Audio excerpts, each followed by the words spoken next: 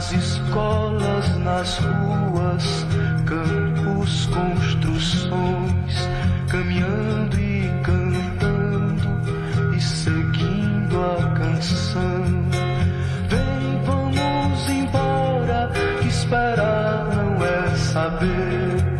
Quem sabe faz a hora, não espera acontecer. Vem, vamos embora, que esperar não é saber. Quem sabe faz a hora, não espera acontecer. Você me mandou um elenco de perguntas aqui que dá para a gente falar umas 4 horas, né? Não vai dar para pegar tudo, não. Certo. Mas eu dei uma destacada em algumas coisas. A gente vai conversando, é melhor do que eu ficar falando o tempo todo, tá? Sim, claro, claro. Nima, você quer fazer alguma observação inicial? Faz tanto tempo que a gente não conversa. Pois é, professor. Embora a gente não converse, como o senhor disse, mas sempre vinculados pelos laços da educação, os laços dos afetos. Então, é muito bom estar conversando com o senhor novamente. Comigo sem o senhor. Com Enfim, você. Com você sempre. Mineiro gosta de contar causa, né? Eu contei para o Cezinha como eu conheci você na Ampé de Caxambu com a Clarice, e a gente comendo chocolate, e eu falei assim, nossa, mas me lembra tanto meu pai. Aí mostrei fotos, eu fui apresentar o trabalho da Elza Freire, e nós tiramos foto abraçados. Então, assim, realmente é um vínculo de afeto, um vínculo de respeito, de admiração, de gratidão. Mas estamos seguindo a vida, professor. Ok, tá bom. Vamos lá. Agradecer aí o senhor se dispor a conversar conosco nessa manhã. E acho que a primeira, talvez, questão que trazemos é como que você conheceu a educação popular, conheceu o MEB, como que foi esse envolvimento com a educação popular lá meados de 50? Na verdade, começo de 60. Olha, eu vim para o Rio em 57 para fazer parte da equipe nacional de JUC. Eu estava em São Paulo fazendo matemática na USP, não estava me dando bem no curso, estava trabalhando no escritório de contabilidade do meu irmão, que era uma coisa horrível.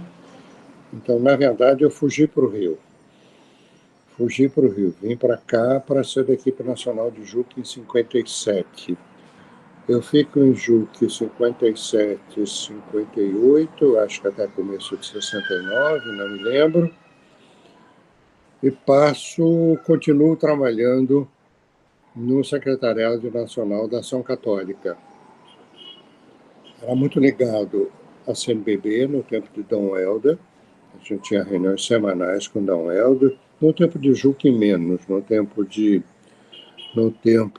Ação Católica mais, entende? 60 já estou forte na crise da JUC de 60, já estou como secretariado da Ação Católica, tinha um acesso fácil às coisas como é que chama? Hierárquicas da igreja, CNBB, aos bispos, o conselho de bispo chamado do apostolado leigo, tinha um acesso fácil à nunciatura apostólica, porque o núncio era muito aberto e chamava a gente para conversar, o que era uma vantagem, porque tinha uns almoços ótimos, italianos, com vinhos italianos, então, ótimo.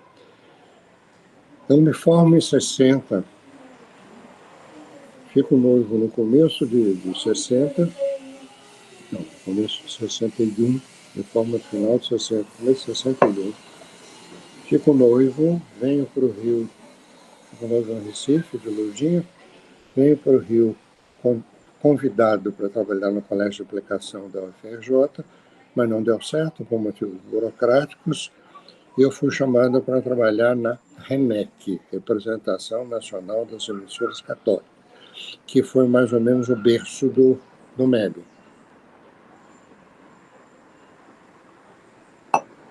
Na verdade, no contrato para um duplo trabalho, né? Para eu continuar no secretariado da Ação Católica meio tempo, que era mais ou menos a coordenação dos movimentos especializados, JEC, JUC, JOC e tal, e com uma relação maior com outros movimentos de apostolado brasileiro. Nesse período estava começando o movimento familiar cristão, que era muito forte. Assim, uma vida de igreja hierárquica. E essa ideia da representação das emissoras católicas. A igreja estava interessada, nesse momento, já em ampliar a rede de emissoras católicas para acesso, particularmente, ao meio rural.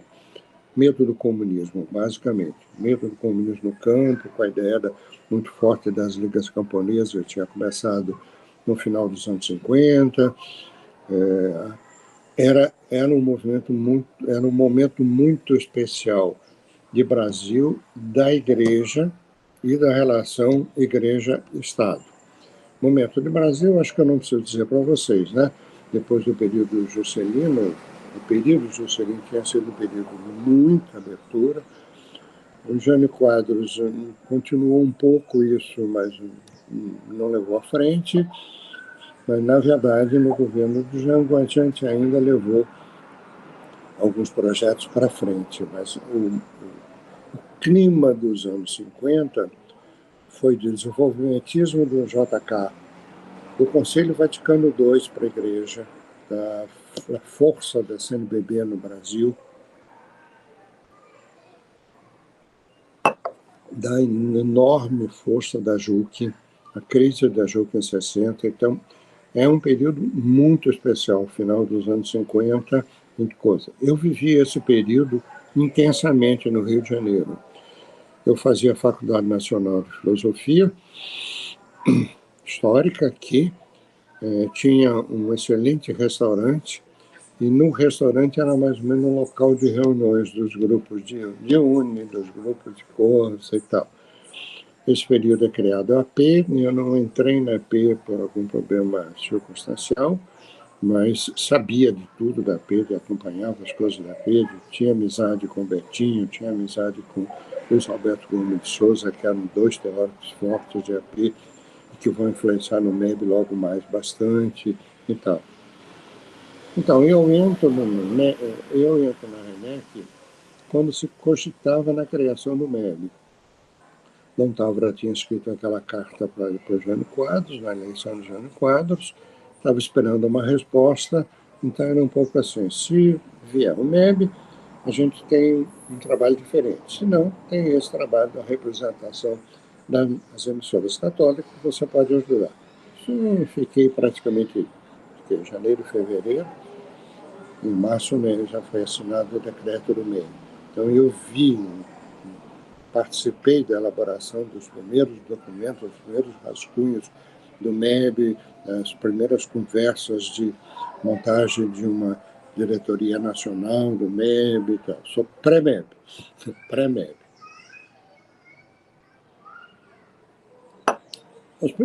Primeiro ano do MEB, na verdade, a gente entrou com uma proposta já ultrapassada. Entrou com a perspectiva da educação de base, que era a proposta da Unesco para os países em desenvolvimento, para tentar diminuir as taxas altas de analfabetismo. A Unesco investiu bastante na educação de base, inclusive através de assessoria aos países, tinha muito material. Nesse período a gente já começou a estudar o material, a conhecer isso. E a proposta, na verdade, a proposta inicial do MEB era alfabetização através das escolas radiofônicas associada à catequese. No começo era mais ou menos claro ainda. As primeiras aulas em algumas emissoras, ainda se rezava antes, rezava depois e tal. Era ainda muito católica, muito católica. A gente passa um primeiro ano de 2022 praticamente montando as bases do MEB e organizando algumas equipes. Algumas já vinham previamente. Vocês viram a história do MEB, vocês sabem, né? Já tinha a experiência de Natal, que era uma experiência de escola radiofônica, mas dentro de um conjunto de um movimento a partir da diocese. Iam para o interior, a partir de reuniões do clero. A emissora de Natal era uma emissora fraca, praticamente atendia Natal e arredores de Natal. Tinha uma equipe dedicada. A gente era a grande experiência de trabalho do MEB. Já tinha um começo de sindicalismo, uma ideia de cooperativismo, e tinha, digamos, um grupo de padres que era razoavelmente progressista, vamos dizer assim, naqueles anos de começo dos anos 60. Outra equipe que já estava organizada era a equipe de Sergipe, que foi o modelo para ampliar o MEB. A Sergipe já era uma proposta um pouco diferente de escola radiofônica. Partia da ideia de escola radiofônica, mas já com um interesse maior de fazer alguns outros trabalhos no meio rural. Nesse período existiam algumas coisas federais que tinham sido importantes nos anos 50, particularmente o Departamento Nacional de Endemias Rurais, DENERU, e o Departamento Nacional da Criança, DENECRI. DENERU tinha uma atividade grande no meio rural para o combate às endemias, coisas e tal. Estava mais ou menos fragilizado de verbas. É o pessoal do DENERU, com experiência de meio rural, que vai compor basicamente a primeira equipe de Sergipe. Então, acho que o que eu me lembro desse primeiro período é também um pessoal que vem da experiência de algumas coisas federais para formar a equipe de Recife, que vai ser a equipe mais forte do MEB o tempo todo, a equipe de Pernambuco. Aida Bezerra, Lucinha, é um pessoal que vem com experiência já com experiência de meio rural, tá? Por conta de trabalho já não era ainda Supra, não, era alguma coisa antes da Supra, foi mudado em Supra já no governo, se não me engano, no governo Jango. Então, 62 foi um ano de estudo, de montagem, conhecer as experiências. Acho que eu me lembro só de um treinamento em Fortaleza, mas desde o começo, uma coisa importante, os bispos pediam a criação do MEB. Eles ou tinham emissora, ou estavam adquirindo emissoras, comprando e montando emissoras, montavam a equipe do MEB. Então, as pessoas eram indicadas pelos bispos, a gente ia lá, formava uma equipe. Então, o treinamento era o primeiro passo importantíssimo, mas eu posso voltar a eles, se vocês quiserem. Agora, me pergunta aqui, nessa primeira questão, da grande ampliação no MEB em 63. Na verdade, o MEB foi poucas verbas em 62, as verbas ficaram recebidas em 63. Em 63 foi o ano de expansão. A gente aí começou a viajar bastante o ano inteiro, fazer treinamentos e tal. A equipe nacional era no Rio, era montada com uma equipe técnica, tinha uma secretária-geral, Rosa Marina Bandeira, que era a pessoa dos bispos, muito acessível, muito inteligente, outra coisa a mais era a garantia dos bispos que o movimento não saía do trilho. Tá? Sempre foi questão, a fidelidade aos bispos. E eu e Vera já estávamos como coladores, tinha algumas pessoas que não auxiliaram nesse primeiro momento, basicamente eram os nossos pessoal, eu e Vera, que fazíamos viagem, assim que foi ampliada, em mais uns meses, 63 final para 63. E a equipe administrativa, que a verba era grande, o compromisso de prestação de conta está sério, tinha um bom contador e uma pequena equipe administrativa, crescendo. Ao longo do tempo, foi crescendo. Mas, na verdade, no começo, o Tempo Nacional não era muito grande, era razoavelmente pequeno. Uma coisa importante, César, Carlos Brandão entra para o MEB de Educação como estagiário. Ele era estudante de psicologia, entra junto com o Inácio Parente, os dois como estagiários no MEB. O meu trabalho, Carlos, para descobrir o trabalho popular, é um coordenador, um certo poder, e Carlos Brandão, estagiário, ótimo estagiário, assim como Inácio Parente, ótimo estagiário, com ideia de rádio, pesquisa no MEB, PA e tal. Carlos é muito importante. Vou voltar um pouco a isso depois. O professor, desculpa cortar o senhor, mas que essa parte é muito importante para nós e está falhando um pouquinho a voz do senhor, acho que é por conta da internet. Como é que está o sinal aí, o senhor? Não é muito bom o meu sinal, não. Eu estou cansando fácil de falar e vou abaixando um pouco o tom de voz. Não.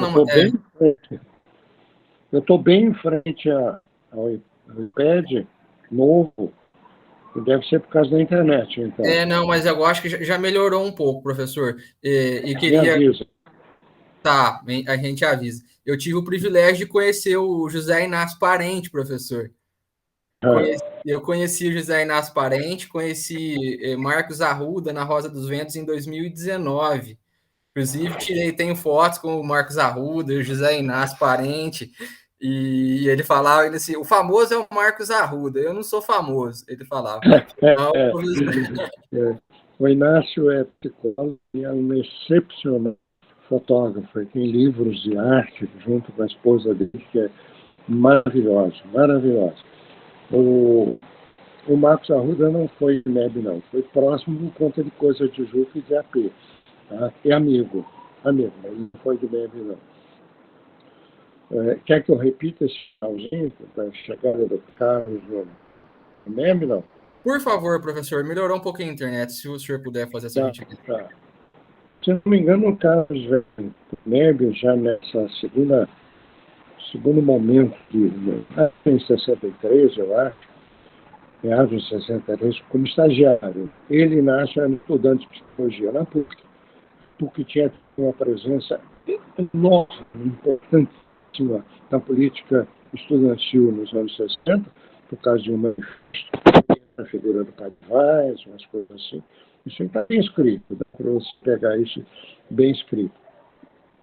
Eles vêm como estagiários, 2 estagiários de elite, e descobrem o MEB, vão para o meio rural, começam a fazer pesquisa no meio rural, e o Carlos, logo de começo, vai para conhecer Goiás, que era uma das boas experiências, que já estava saindo do trabalho de escola radiofônica para ampliar para um trabalho mais, que a gente chamava de comunidades naquele período.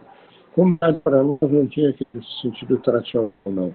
Era um arruado, uma pequena vila, era um conjunto de pessoas morando junto e compartilhando coisas, que uma das coisas era a escola radiofônica compartilhada e o interesse de discutir problemas locais, e aproveitar a cultura local. Então, o grupo de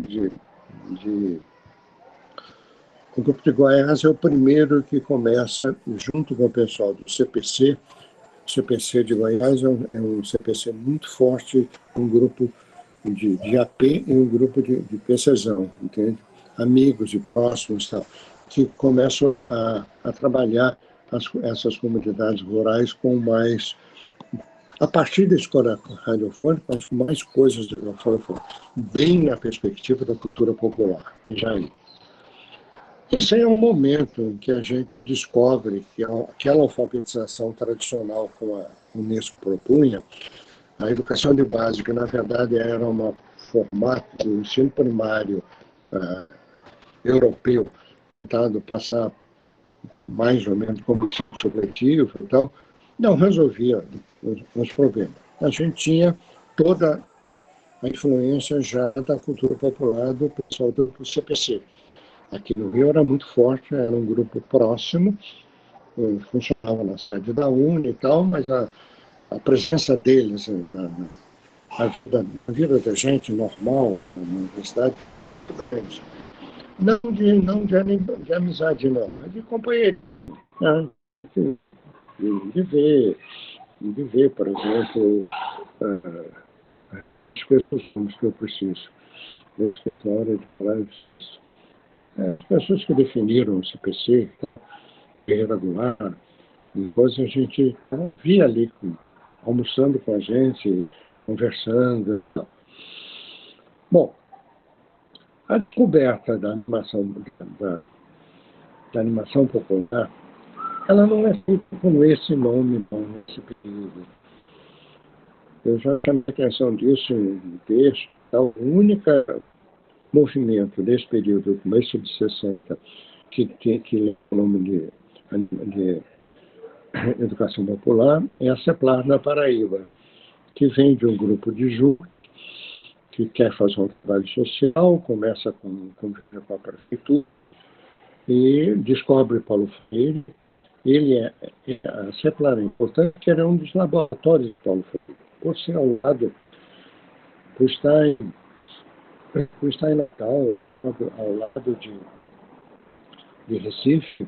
Ele é assessorado diretamente por Paulo Freire, pela equipe do Paulo Freire, inclusive por Pierre Schuster, que é um suíço que está no Brasil, nesse período morando em Recife, para estudar o problema de cultura do Recife, tá? Se aproxima de Paulo Freire e integra um pouco, por oportunidade e amizade, a equipe de Paulo Freire na Secretaria da Universidade do Recife.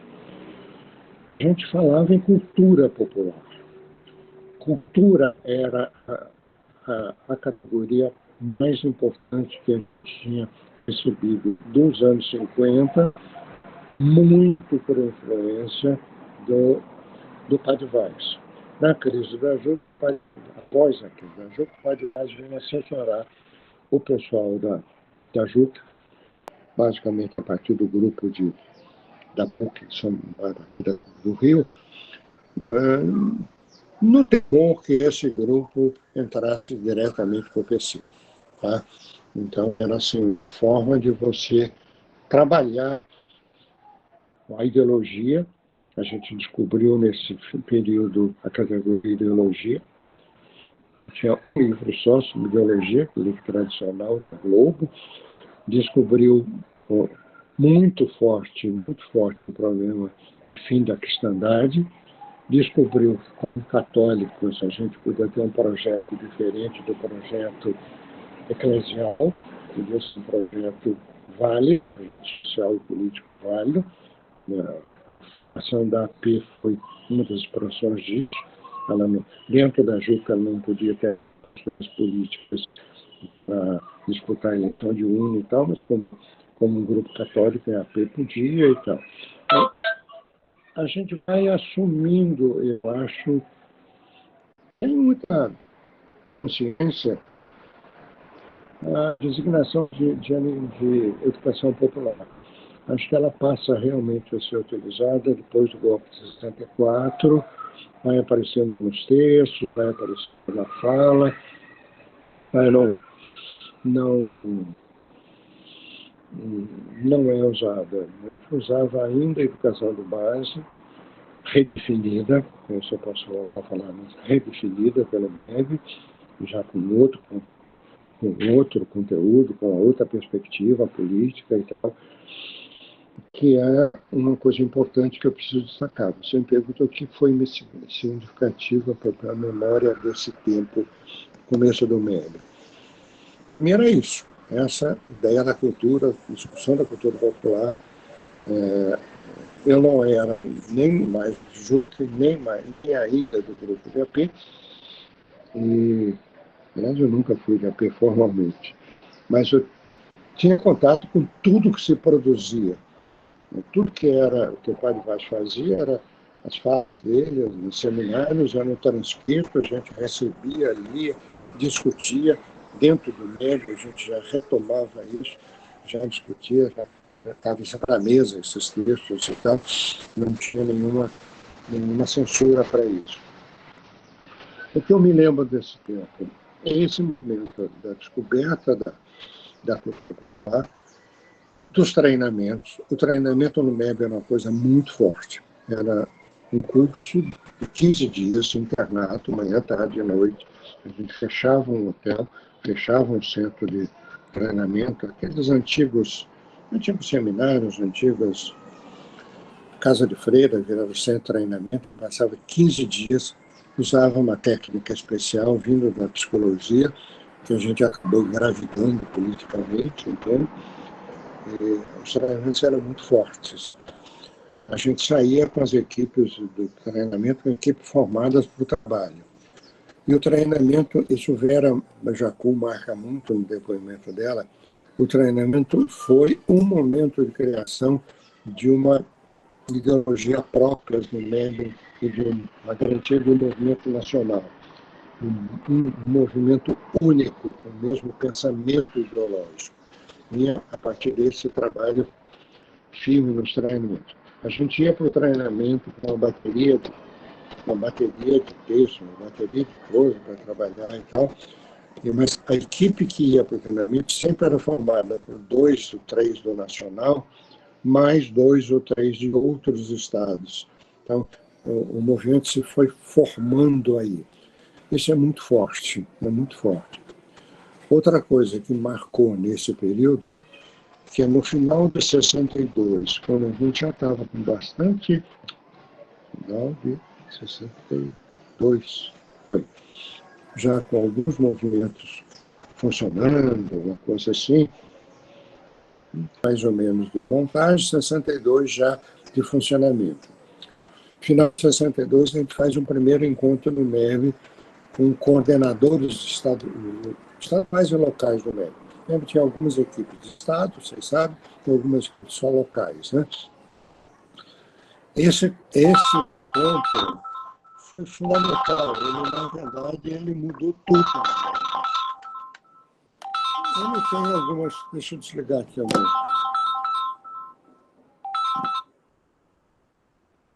Uma história de algumas ligações de robô. Se você atende, ninguém fala. Se você desliga, volta a ligar daqui a 10 minutos no outro telefone. Esse encontro, eu descrevi esse encontro muito bem no meu livro, entende? Esse encontro abriu o MEB para tudo que estava acontecendo no Brasil, numa política de revolução, entre aspas. Entende? Eu descobri muito tempo depois, isso não está escrito em lugar nenhum, eu descobri muito tempo depois que eu era uma pessoa suspeita no MEB. Muitos anos depois, eu fui fazer uma entrevista com Peixoto de Goiás, de Minas. Peixoto fez a dissertação dele sobre a experiência do MEB de Goiás. Peixoto fez questão de entrevistar a Marina Bandeira. Peixoto tinha trabalhado no MEB Nacional, tinha tido uma relação boa com a Marina. Marina é uma pessoa excepcional. Fazer uma entrevista com a Marina Bandeira para ver as opiniões dela sobre o MEB, a crise do MEB e tal. No final da entrevista, a gente estava levantando para cima, e o Peixoto disse: Marina, eu queria fazer uma pergunta, se você não quiser responder, não responde não. Ele sempre me preocupou. Como é que você vê a relação do MEB com a AP, o P com o MEB? O Peixoto disse: Peixoto, pergunta isso para os vários, sabe melhor do que eu. Eu disse: por que, Marina? Por que eu sei melhor que você? Saberia melhor que você responder isso. Porque não é a pessoa da pena, não. Marina, eu nunca fui a pessoa da pena no MEB, inclusive porque eu não era de AP. Eu tinha uma dificuldade enorme, que eu achava que você escondia o jogo. Enorme. Por conta dessa reserva dela, quem teve um papel do Nacional, quem teve um papel fundamental nesse primeiro encontro dele foi Vera Jacu. Vera era realmente muito poderosa. Ela fez um esquemão para rever tudo que o MEB fazia. Tudo. Desde assim, como é que é o treinamento inicial, como é que chega na comunidade, como é que monta, tal. Aí se descobriu que, na verdade, você chegava na comunidade para procurar o vigário indicava lá a menina para ser monitora, fazia essa menina compunha com outras meninas de outro lugar que faziam treinamento monitor, tudo através da igreja. Depois desse encontro, a gente passou a ir para a comunidade, para as comunidades, usa essa comunidade com muito, entre aspas, sempre, tá? A comunidade é muito mais através dos líderes do sindicalismo rural. E também o contato ao padre. Eu não chegava na comunidade através do padre. Mudou desse momento, mudou tudo. A abertura do encontro foram 3 dias de estudo. A gente tinha forma de trabalhar em grupo inovadora nesse período. Tudo, não só nos treinamentos, também nos encontros. Já era a partir do diálogo. Não ainda do diálogo Paulo Freire, mas do diálogo que vinha da experiência de ação católica, do Ver, Julgar e Agir e tal. A gente convidou 3 pessoas para um dia de estudo, cada um. Essas pessoas levavam um texto, mas não apresentavam o texto. O texto era discutido com eles durante o dia inteiro, e no final eles faziam uma exposição a partir do já revisto. 2 pessoas chamadas foram Luiz Alberto Gomes de Souza, que era um dos teóricos da AP, junto com o Betinho, e Luiz Eduardo Vanderlei, que, na verdade, já era um homem da AP no MEB para trabalhar com sindicalismo. Eles, por suspeita de eu que fosse de AP, não me chamaram, eu chamei 2 pessoas importantíssimas. Só faltaram chamar Betinho. E eles trouxeram a AP para dentro do MEB. Moço, isso aí mudou a cabeça da gente. Mudou. A gente reviu o conceito de educação de base, reviu todo o modo de trabalhar e decidiu fazer um material didático, trabalhar com o sindicalismo por força, por vocação dos bispos, trabalhar diretamente com o sindicalismo, não para formar sindicato, para fazer a assessoria para treinamento dos líderes sindicais, foi uma das coisas fortes do MEB, foi das coisas que mais deu problema depois de 64. Mudou o modo de fazer as aulas radiofônicas. A gente já tinha tido a experiência de uma aula política fabulosa em Natal. Eu faço a tradução dessa aula na minha tese, já com politização, em forma de educativa, que foi chamada como politização. Para mim, politização é mais uma organização de grupos de base e tal, mas se usou muito também politização como esse momento da formação mais política. O próprio Luiz Eduardo Vanderlei usa nessa segunda definição. Então, o MEB mudou. Nesse período, o MEB mudou. Nesse momento, já se pensou que o MEB não devia ser tão inteiramente subordinado aos bispos. Se pensou, não sei, claro que não se conseguiu, mas se pensou. Eu me lembro que eu fui muito censurado, porque numa assembleia eu disse, o MEB precisa sair da saia dos bispos, debaixo da saia dos bispos. Tá? Fui muito censurado pelo pessoal que era muito mais ligado. Olha, César e Nilma, a gente era muito próximo dos bispos chamados progressistas, muito próximos. De alguns a gente tinha conhecido como Padreco, viraram bispos, e continuaram muito amigos. Amigos de vir para o Rio, hospedado na minha casa. Tá? De usar, tirar a batina, botar meu terno para ir ao cinema com a gente. Eles tinham passado assim, 20 anos sem ir ao cinema, iam ao cinema com a gente, quase que desmaiava de surpresa e tal. Então era muito amigo. Então não era difícil. Com esses bispos mais progressistas, alguns mais idosos, tipo Dom Fernando de Goiás, eu esqueço os nomes, ou outros mais novos, tá? A gente era muito próximo. Nós tínhamos que se sentar e conversar, coisa de família, coisa de encontro, problemas deles, de coisa. Muitos ainda, a parte deixaram de ser pai. E bispos, como eu me lembro, só um deixou o bispo. Isso é o mais importante que eu posso lembrar para vocês A primeira pergunta. Você já jogaram? Estamos 20 minutos na primeira pergunta. Ok? Coisa boa, professor. Eu acho que você conseguiu trazer muito bem a proposta do que a gente queria recobrir, né, dentro dessa primeira pergunta. Mas eu também queria conversar com o senhor e com você e dizer que essas suas memórias, para nós, para a nossa pesquisa, elas são muito importantes, porque o senhor, além de trabalhar, né, de ser fundante, né, dentro dos processos da história do MEB, você foi um membro ativo desses processos, né, dessa forma de usar a alfabetização para os camponeses, para a educação de adultos no Brasil, né?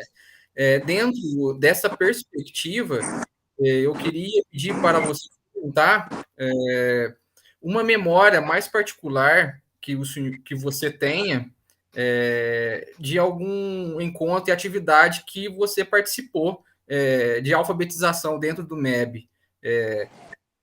Você pode falar um pouco disso para nós? César, eu nunca fiz trabalho de base. Claro, nas viagens que a gente fazia de supervisão, a gente ia para o interior, via a escola funcionando, conversava com monitores, mas eu nunca trabalhei em processo de alfabetização, nem no rádio como professor, nem na base. Mas eu sempre tive um interesse, dentro do MEB, um interesse especial por metodologia de trabalho. Como é que era a alfabetização, por que era daquele jeito, quais eram as limitações e tal. E aí batia de cara com o material didático. A gente ainda tinha uma tradição de usar um material didático disponível das experiências da campanha de alfabetização dos anos 50 do MEC. Aquelas famosas cartilhas, ler, saber, uma porção que era um folheto que a gente podia mandar imprimir, o MEC não tinha mais para distribuir, então, ela reimprimia, fazia 5 mil, 10 mil exemplares. Quando o MEC fazia 100 mil, 200 mil, 300 mil exemplares, 10 mil, 20 mil exemplares. E distribuía. Tinha também a famosa Rádio Cartilha, que vinha do Sirena, sistema radioactivo montado pelo MEC em parceria com a Rádio Nacional. A Rádio Nacional era o lugar mais importante das novelas no Brasil naquele período. Hoje a Globo era a Rádio Nacional, que tinha um broadcasting, produção de novelas fabuloso. E fizeram, então, todo esse material didático gravado, que distribuíam para as emissoras. E não caía no MEB isso. Caía porque eram as coisas completamente erradas. Eu mesmo, quando eu fiz aulas de saúde e tal, médico, gravado médico, não conseguia entender aquilo tudo. Mas ainda o pessoal de analfabeto, de base e tal. Então, a gente tinha que fazer um material novo. A partir de 60, desse encontro de final de 62, eu fiquei encarregado de fazer um material para a escola radiofônica, junto com um grupo de professores locutoras. A gente tinha professores locutoras excelentes, que não faziam mais aquela história só tradicional, não.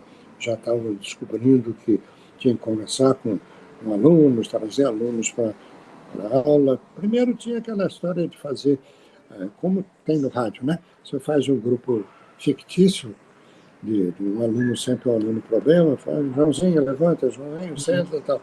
Aí ia para a feira e trazia da feira um líder sindical para a sala de aula, para a editora, para conversar e tal. Isso já tinha no final de 62. A gente fez essa equipe e a gente faz durante 63 inteiro o livro didático Mutirão. Não, que é Mutirão? Viver a Lutar, que não é a segunda fase, Viver a Lutar. Era mais importante fazer um livro para o MEB, para o MEB do Nordeste, que era onde estava a maioria das escolas.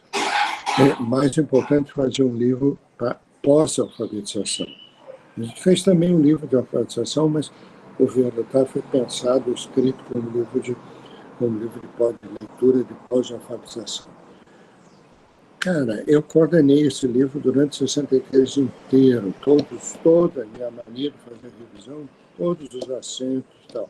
E consultou os bispos da área do membro, para saber se queriam. Então, tinha uma birra dos bispos, de fazer muita pergunta, tinha que afirmar. A gente não afirmava em lugar nenhum que Deus era pai dos homens, sabe, que os homens eram filhos de Deus, queriam que a gente invertesse. Bom, Mutirão foi talvez o melhor trabalho que eu fiz no MEB. Tá? Adoro esse livro como livro didático. Sinto como um livro meu, embora tenha sido um livro coletivo, uma produção junto com as professoras locutoras, principalmente com Maria José, que era locutora de Sergipe, que tinha feito já uma inovação grande e tal. E está aí também o primeiro problema do MEB, né? Antes de 64, em fevereiro, essa cartilha é apreendida pela polícia de Lacerda. Lacerda era muito forte, o Rio era o município do Rio de hoje, que era o estado da Guanabara, era um estado pequeno e muito próximo de poder, embora o governo estivesse em Brasília, próximo de poder. Lacerda era um bom político de direita poderoso, com formação marxista ainda, de origem. Ele, não sei por quê. Eu demorei muitos anos para saber por que esse livro tinha sido descoberto. E é das histórias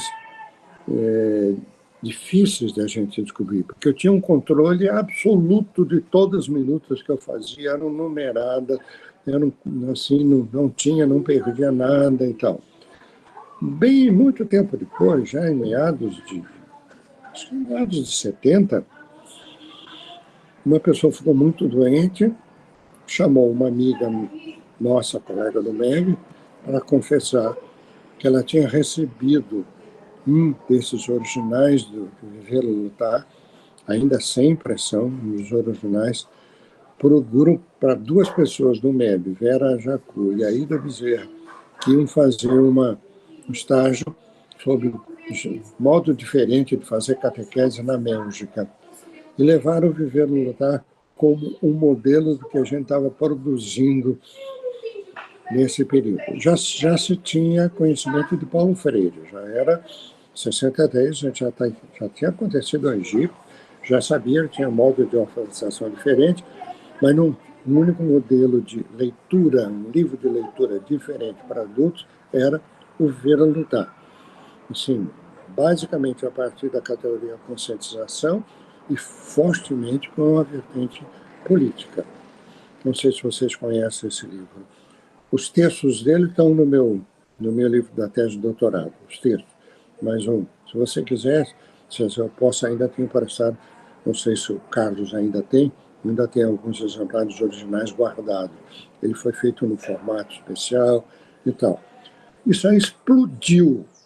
Já tinha explodido uma crise anterior, desde o finalzinho de 62, pela eleição da CONTAG, da assessoria dos sindicatos rurais, em que o pessoal trabalhava no MEB, que era basicamente o pessoal de AP, tinha se conjugado com o PC para eleger uma diretoria, rejeitando o grupo dos sindicatos católicos, que queria se afirmar, mas não era um grupo muito conservador, né?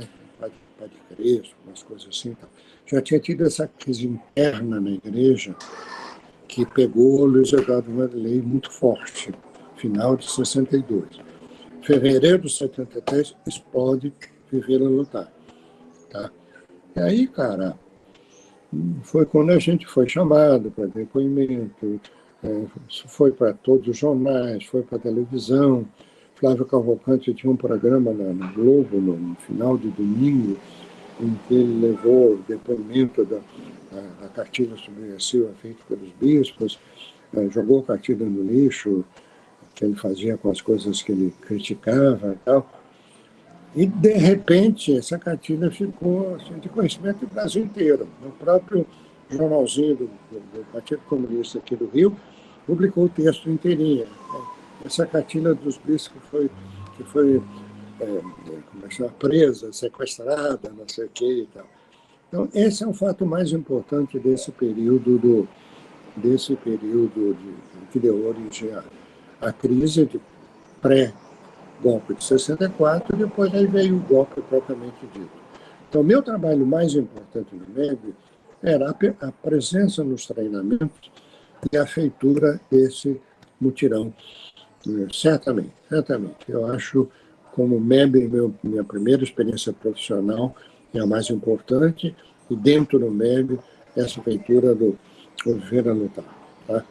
Eu ainda leio o Viver a Lutar hoje assim, com prazer, entende? Como um texto bem feito, um texto bonito, um texto que se publicou muito naquele período. Né? E foi badalado, foi traduzido para o espanhol, foi traduzido para o francês, numa revista importante de pesquisa, foi levado por um professor de filosofia no nosso mestrado, um professor visitando nosso mestrado. Houve um programa numa emissora católica do sul da Alemanha sobre ele, como o material inovador. Entende?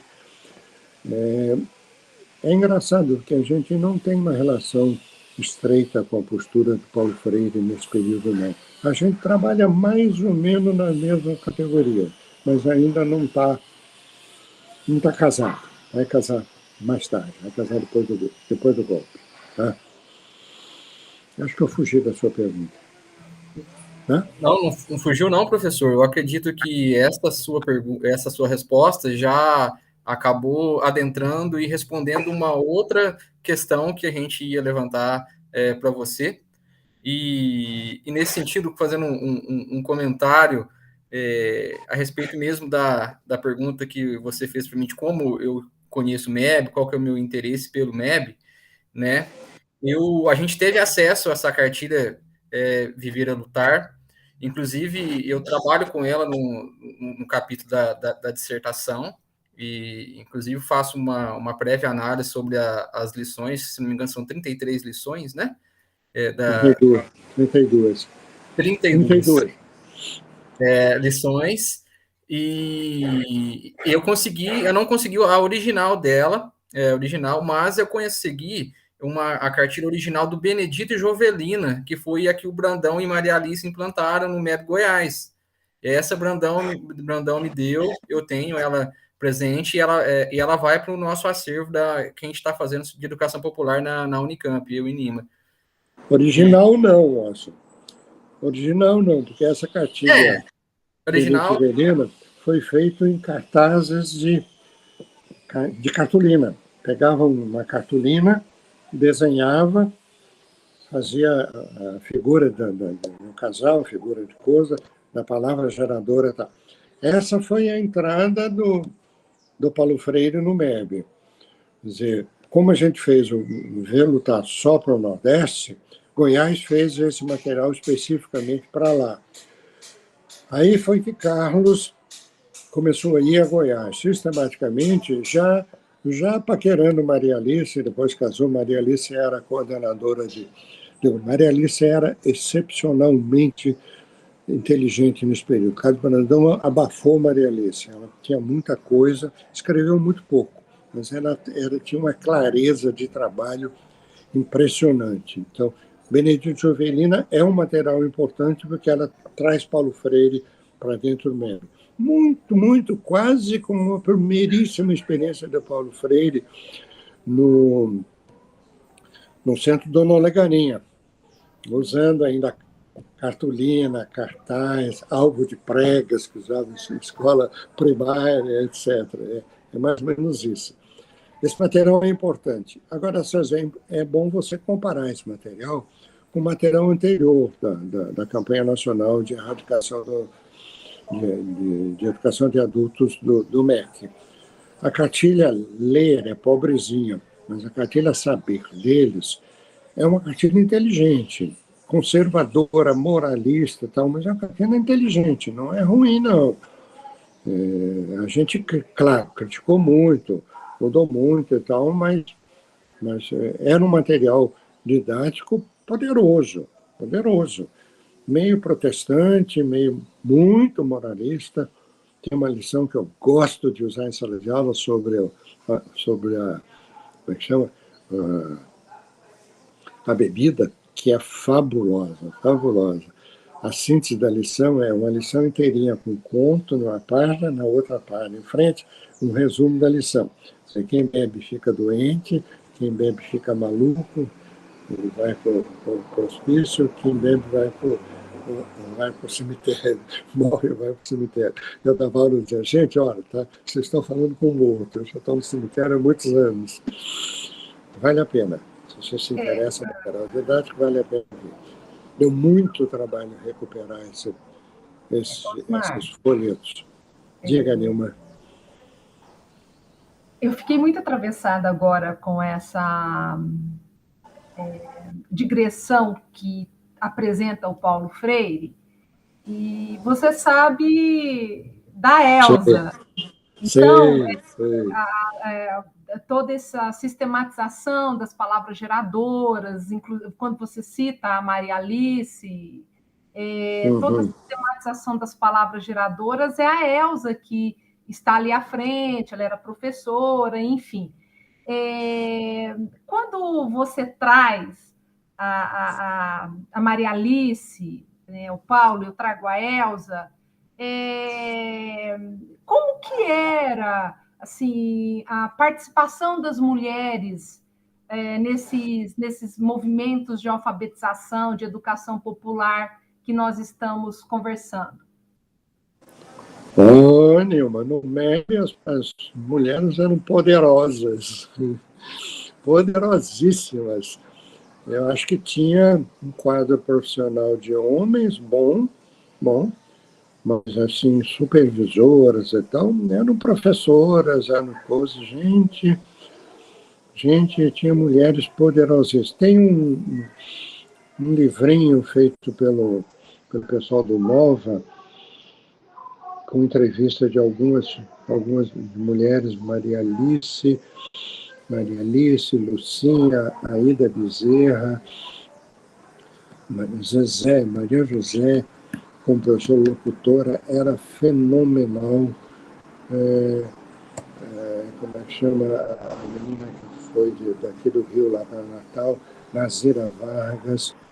Tinha um elenco olha, era de mão cheia, era uma centena de mulheres poderosas no MEB, tá? Nos outros movimentos que eu me lembro, na CEPLAR tinha a presença de mulheres muito forte, no pé no chão, na parte assim, nas escolas, você tinha uma liderança do Márcio de Góes, umas coisas assim muito fortes para a parte política, mas a parte metodológica estava de professoras que aceitaram a proposta e inovaram. No MCP você tinha algumas pessoas importantes, mas foram mais os homens que se projetaram, com exceção da pessoa responsável pelas escolas de criança. Não peço o nome agora que eu não lembro, que era uma pessoa esplendorosa, que criou dentro do MCP 200 escolas para crianças. Aquele estilo, né, da prefeitura dar o material, da prego, da tábua, vai fazer as carteiras, as mesas. Eu não vou lembrar o nome dela, não que era próxima de Elsa, amiga de Elsa, tal, que nunca escreveu sua experiência. A gente chegou a fazer um projeto, conseguimos dinheiro para escrever a experiência, tinha dificuldade de escrever, não quis digitar, não era bom para ela não fez isso. A gente não tem relatado essa experiência das escolas do MCP de Pernambuco. Foi uma escola importante. De cultura popular, de coisa na medida que foram escolas adaptadas para crianças de favelas, como foi a de Pé no Chão, adaptada para as escolas de praia, né? Tem Fortaleza, tinha 2 ou 3 mulheres poderosas. Moça, é uma centena, não vou lembrar nem de metade, nem de metade. Alguns homens se projetaram muito, mas o bando de mulheres se projetou bastante. Bando não é pejorativo, não, viu? Não é de jeito nenhum. Pode ficar tranquila, posso até dizer, eu posso mandar para vocês a referência desse livro sobre depoimento. A Ida Bezerra convocou basicamente um grupo de mulheres, só 2 homens. Eu me lembro que Carlos ficou mexido, que a Maria Alice veio, ele ficou andando pelos corredores enquanto durava a entrevista, não foi chamado, reclamou, brigou, aí disse, mas a gente só queria mulheres. Ah, mas vocês convidaram 2 homens. Convidamos que eram 2 homens que não estavam alinhados à perspectiva de vocês que mandavam no médio. Tá? Ok. O César, para entender a criação do médio, para entender a opção de coisa, tem que ter presente que a igreja, nesses anos 50, e até o golpe, era aliada do Estado. Tá? A igreja era aliada do Estado, ela dividia tarefas com o Estado, a CNBB tinha um secretariado no Palácio do Planalto, no meu mandato, o presidente tinha lá um advogado que representava os interesses da CNBB. Tá? E os bispos progressistas que tinham aparecido no cenário por conta de que homens, né, do Nordeste iam trabalhar em Brasília, deixavam mulher e filho, lá arrumavam outra mulher e deixavam outros filhos. Por exemplo, Dom Fernando, que era desse grupo do Nordeste, bispo de Goiás, que era responsável por Brasília, fez uma ponte Brasília-Nordeste. Aí você tinha uma meia dúzia de bispos progressistas no Nordeste e você tinha essa ponte com Brasília, que era muito forte. Eu mesmo conheci Brasília levado por motorista do Dom Fernando. Tá?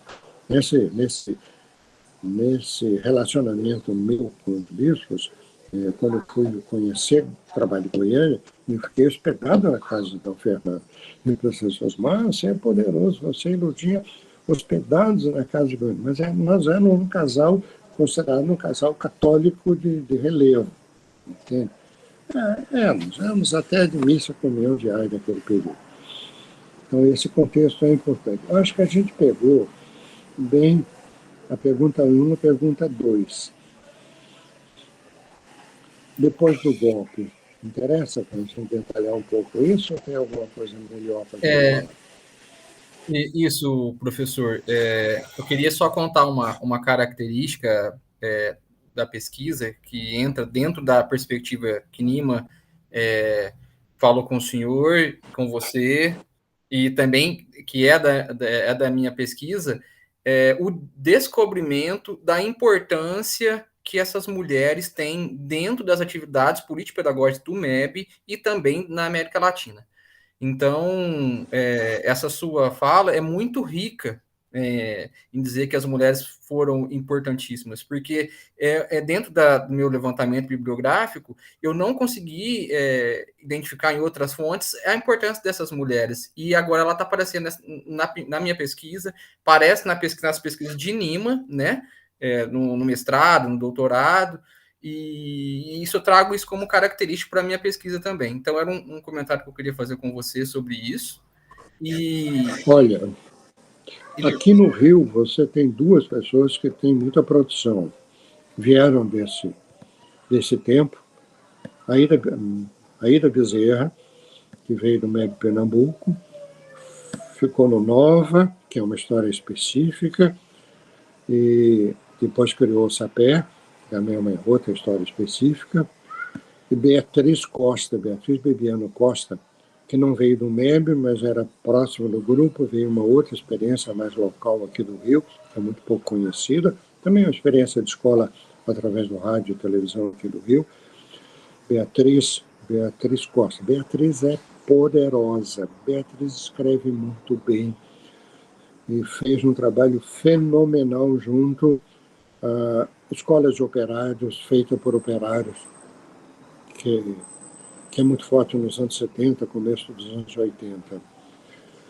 Isso faz parte de um segundo DVD que eu fiz, que eu acho que você não tem. Que tem um nome bonito, chama Dos Bastidores da Memória. Conhece isso? Não. A gente não conseguiu botar isso. Não conseguiu botar isso ainda disponível, não. Já provoquei várias vezes para botar isso lá no Fórum EJA, não conseguiu. O Fórum EJA está muito enrolado lá com as coisas do NB. A gente entrevista a Beatriz tem várias entrevistas publicadas. Entrevista a Beatriz, entrevista a Ida, por conta de pegar a animação popular, a educação popular depois dos anos 70, né? Nos anos 70, depois dos anos 70. Essa memória que ficou um pouco perdida, e que está no Nova, que está no CEPLAR, que está no CEDI e tal. O Carlos gosta muito de contar aquela história daquele primeiro livro dele, que ele fez, que não é publicado com o livro dele, é publicado no livro de um sociólogo uruguaio. Do Júlio Barreiro. É que eu vou lembrar? Júlio Barreiro. Ele gosta muito de botar essa história, diz que ele é o redator dele, na verdade, o redator desse livro e tal. Mas ele não fala que quem fazia as revisões de todos os textos que ele escrevia era Beatriz Emiliano Costa. A Beatriz foi muito, muito presente nesse período.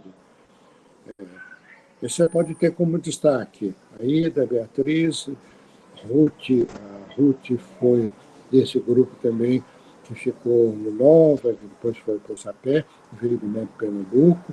Ruth foi uma excelente professora locutora, agora está com mal de Alzheimer, está difícil contactá-la, ela está muito derrotista, não consegue guardar as coisas e tal. Mas aí, como é que chama? Esqueci. A esposa do Carlos. Maria Alice. A Maria Alice que se apagou um pouco na produção. Ela continuou trabalhando, se apagou um pouco. Mas vale a pena você ter uma conversa com a Maria Alice longe do Carlos. Longe do Carlos. Perto do Carlos ela se apaga um pouco. Tá? Inclusive, professor... Perdão, cortei o senhor. Não, estava querendo ver se eu lembrava alguém desse período que tenha feito algum trabalho bom. Tem sim. Tem uma moça que fez uma moça que foi de Nazaré da Mata, era um sistema do MEB, Nazaré da Mata, que fez uma tese maravilhosa sobre o MEB, pegando a experiência Nazaré da Mata. Essa tese está disponível no Fórum EJA, em capítulos. Está no meu DVD. Não sei por que ela só tive acesso a ela, ao arquivo lá da USP, em capítulo, não está como um conjunto. Entende? Essa pessoa eu não conheço, mas a tese dela é muito bem feita, muito bem feita.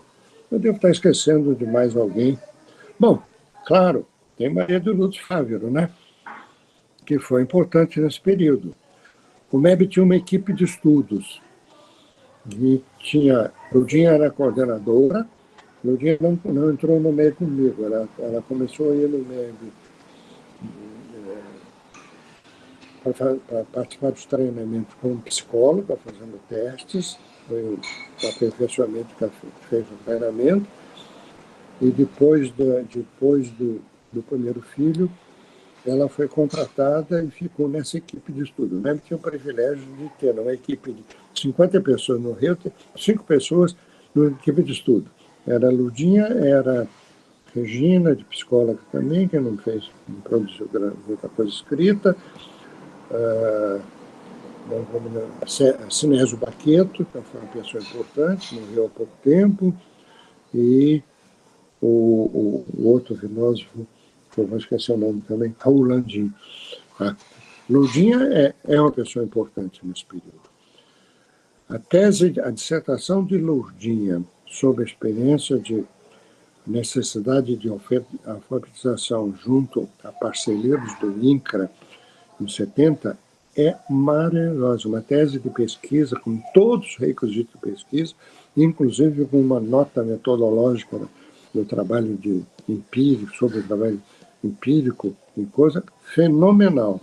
Está disponível no acervo da PUC. Tá? Não é fácil, não é muito fácil acessar, mas acessa. Estava esquecendo de Lourdinha que está em casa. Está difícil de conversar com ela essas coisas, ela não lembra mais dessas coisas. Não está com mal de Alzheimer, não, mas está perdendo a memória dessas coisas.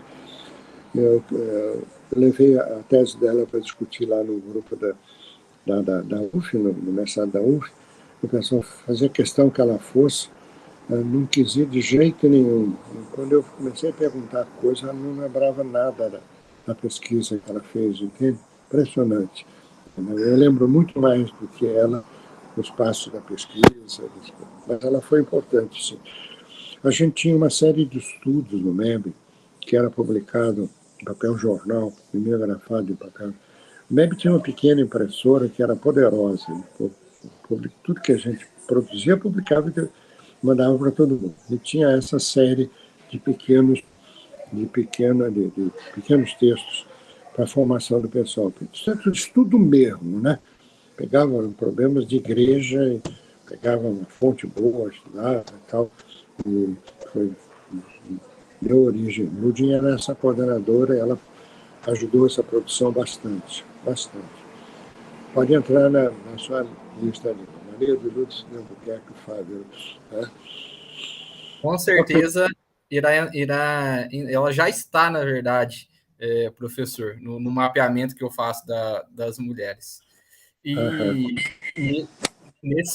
dentro desse contexto, né, desse emaranhado de memórias, de sentimentos, gostaria de pedir para você compartilhar conosco como foi o encerramento drástico, né, das atividades no MEB com o golpe de 64 e sobre uma categoria importante da nossa pesquisa que a gente identificou, que é o exílio dos que ficaram, com você, com o Brandão e com a Maria Alice, a Lourdinha e todos os outros educadores do MEB e de outros movimentos que ficaram no Brasil após o golpe. César, eu não digo que o encerramento das atividades tenha sido drástico pelo golpe de 64. Ele foi estrangulado. A primeira... Não teve muitas prisões do pessoal do MEB, não. Teve algumas prisões, muito o pessoal que estava mais ligado ao sindicalismo. A primeira prisão foi na Maria José, porque ela foi imprudente. Ela faz uma aula no dia 1º de abril de 64, dizendo: meus alunos queridos, até agora a gente estudou as contas dos ricos, a conta de somar e multiplicar. A partir de hoje a gente estuda a conta dos pobres, de dividir, de diminuir e de dividir. Entende? Saiu presa, né? Foi a primeira prisão. Claro, o bispo foi lá, uns 2 dias depois tirou e tal. Algumas pessoas foram presas mais pelo envolvimento mais político, e houve o que mais pesado nesse período foi a invasão de alguns secretariados. O que eu me lembro, assim, mais evidente, foi da Bahia, de Salvador, levaram os documentos todos e tal, a Ruth. Eu lembrei de uma pessoa importante de nós, Ruth da Bahia. Não sei se vou lembrar o sobrenome dela. Rutinha da Bahia. Também escreveu pouco, mas foi muito importante. Era uma pessoa que tinha uma postura psicológica, assim, de ouvir, de falar, assim, mas estupenda. Amicíssima da Vera, tinha um irmão bispo que era muito amigo da gente também.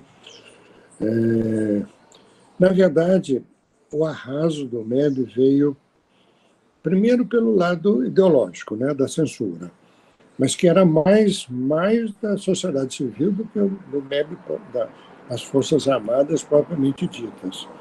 Era a polícia civil, provocada pelo poder do Lacerda, umas coisas assim e tal. Não só no Rio de Janeiro, claro. E, como é que chama? A censura, que aquela Viver ou Lutar foi retirada da circulação. Eu acho que é muito importante nesse período a autocensura. A Marina Bandeira começou a pegar os nossos textos de estudo, levar para algumas pessoas, ler para saber se eram subversivos ou não eram subversivos, entende? Alguns textos, inclusive, de psicologia, assim, um texto, o que era o sociodrama e tal, levar para um professor de psicologia da PUC para ver o que era. A autocensura foi muito violenta, dentro do Nacional, dentro de algumas equipes. E o esvaziamento pelo sufoco da verba. Na medida que não deu dinheiro, você, não dá capim para o burro morre, né? Isso foi durante 64 todo, esse esvaziamento foi progressivo por essa censura, autocensura, esvaziando verba, e para algumas ações assim localizadas de prisões e invasão de coisa e tal. Eu não lembro que a gente tenha queimado o documento nessa época. Alguma coisa foi queimada depois. Aí, acho que 68, com as 5, fica mais evidente. A única notícia que eu tenho forte de documentos queimados, e que não está aprovada, não está comprovada, é o arquivo do MCP. O MCP teve um interventor nomeado pelo governador imediatamente depois do golpe, amigo do pessoal que tinha feito o MCP, que resolveu, a gente acredita, queimar os documentos para não comprometer os amigos e tal. Então a gente perde o arquivo do MCP perdido. O arquivo do MEB não é perdido, que eu saiba, não é perdido. Claro, eu tive coisas queimadas, porque a gente dava pacotes do material para alguém guardar, alguém era preso, a pessoa ficava com medo, jogava na privada, rasgava, jogava na privada, queimava, rasgava, jogava no rio e tal. Com isso, por exemplo, eu perdi todo o material que eu tinha dos anos 50. Estava guardada com algumas pessoas e tal. A gente teve, assim, caixas de Viver ou Lutar escondido no fundo de um armário, que estragou, porque vazou o armário, estragou tudo e tal. O material do MEB em Brasília também foi praticamente todo perdido no arquivo lá do MEB, perdeu a coleção de fotos toda e tal. Então, o que aconteceu foi esse estrangulamento, e aí foi esvaziando, o MEB foi esvaziando.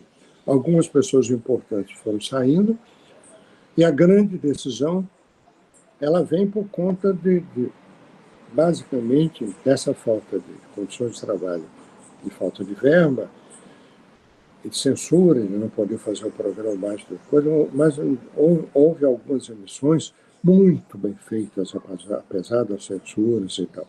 Posso voltar a isso depois. Mas a crise dentro da igreja foi mais forte.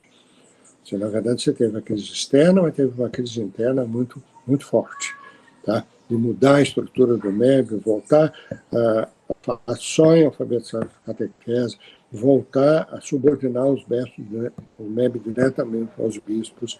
Era subordinado, mas indiretamente, não formalmente, que é a postura do secretário, como o senhor Tapajós, fazendo as novas diretrizes e tal, que a gente discutiu longamente até 66.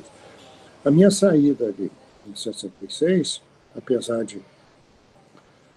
das falta de condições de trabalho, a gente tinha os salários atrasados, essas coisas todas, foi por conta de uma carta de Dom Avelar dizendo para o Ministério da Educação que a gente até aceitava que eles avaliassem com a gente o nosso material didático e tal. Eu disse, não, agora não vai mais. Agora eu saí, o dia saiu e tal. Então houve um estrangulamento. A censura fora é importante, mas o estrangulamento de verba é mais decisivo, e a autocensura e essa crise dentro da igreja é infernal. Na verdade, os bispos progressistas, alguns eram progressistas, mas eram conservadores. O Eugênio Salles, do Natal, que depois veio para a Bahia, era muito conservador. Muito conservador. Ele nunca aceitou que as verbas do MEC fossem para a equipe do MEC, deu para a mão dele. Tá? Ele era plenipotenciário. Isso passa a ser norma para todos os sistemas. Aí o MEB virou clerical, não tinha mais sentido a gente continuar. Eu era muito defensor do MEB laico, embora hoje eu entendo que era impossível a gente ter força para fazer isso. Mas não sei isso. O MCP teve, mas ligado à prefeitura, ao Estado, não sei como é que a gente conseguiria. Foi uma forma, a gente não precisou fugir, porque não tinha perseguição direta. Mesmo Luiz Eduardo chegou a ser preso, foi preso numa atividade que ele estava em Natal, teve que voltar ao Rio mais ou menos, segundo ele. Noeldo pediu que o Eugênio acompanhasse no mesmo voo, ele disse que veio no mesmo voo, mas sem coisa nenhuma. Tinha sido preso aqui no Rio por conta de material de AP, tinha sido praticamente quase preso lá em Natal, tá? Ele deixa tudo e vai para São Paulo por decisão pessoal, entende? Por decisão pessoal. Aí vai trabalhar na PUC, vai lecionar e tal. A gente ficou porque não tinha por que exilar. A gente não estava perseguido. Eu fiquei... Como é que a gente chama? Como é que eu explico isso? Nilma, me ajuda. Como que a gente fala? Quando a gente fica com... Faz parte do exílio dos que ficaram. Como é que a gente fica quando fica com o rabo preso? Como é que a gente fica com o rabo preso? Eu fiquei com o rabo preso. Tá? Eu fiquei marcado. Eu saio do... O rabo preso e o resto solto. Mais ou menos solto. Eu saio do MEB, vou trabalhar no INCRA. Eu vou falar vigiado. INCRA, que é uma pessoa. O presidente do INCRA era uma pessoa importante, ligada ao grupo de direita, mas não, era uma pessoa conservadora, mas não reacionário. E não era amigo, mas era conhecido. Eu tinha ficado no lugar dele, substituindo disciplinas, umas coisas assim, ainda no comecinho essa mistura, a saída do MEB, umas coisas assim. Quando eu vou para o INCRA, ele recebe um telegrama do Segurança Nacional dizendo que era uma pessoa perigosa. Como ele me conhecia, chamou quem me tinha indicado e disse: o que a gente faz? Senhor, deixa os mais quietos aí. Ele é suficientemente adulto para não fazer besteira. Rasgou o telegrama e eu fiquei no INCRA 5 ou 6 anos, tranquilo, até uma crise interna no INCRA, que não fui eu que provoquei. Foi outra pessoa que aí descobriu um passado todo. Então, o meu problema político mais sério é 71, 72. Tá? Aí sim, Lurdinha ficou bloqueada só por problema de nome parecido com a pessoa que criou o problema. Essas coisas malucas da vida, né? Lurdinha sempre foi conhecida como Lurdinha Maranhão, porque o nome dela de mãe é Lurdinha Maranhão de Albuquerque. No Recife era Lurdinha Maranhão. Chegou uma Lurdinha do Maranhão, do estado do Maranhão, para trabalhar no MEB, uma negrinha, bonitinha e tal, que para não ser era Lurdinha, ficou Lurdinha do Maranhão.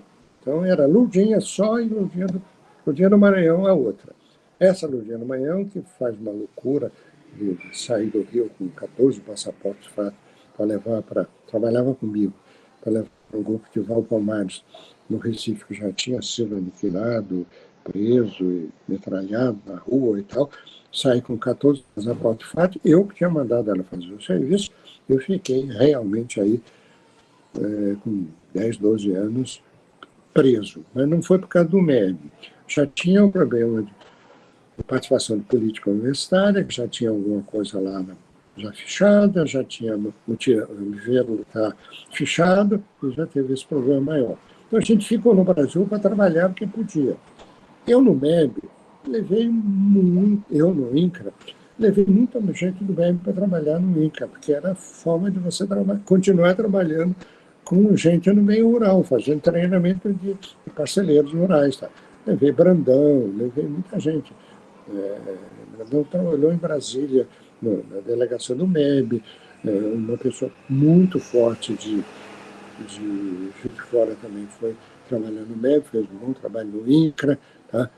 O grupo do MEB de Recife teve um contrato com o INCRA de Recife para continuar a alfabetização numa usina que foi comprada pelo INCRA e tal, e que é objeto da tese do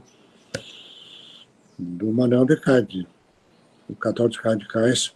Aquela tese foi feita muito... Você conhece, né? O livro Católicos Radicais do Brasil, César? Não conhece? Vai entrar, sincero, professor, eu não conheço. Vai entrar na internet e conseguir, está em domínio público na internet. Vou entrar sim.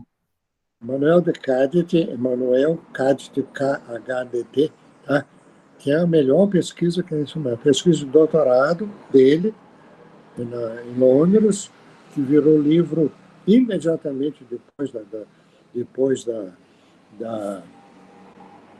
da tese defendida, numa edição Estados Unidos, Inglaterra. Estava com a tradução contratada pela Civilização Brasileira no Brasil.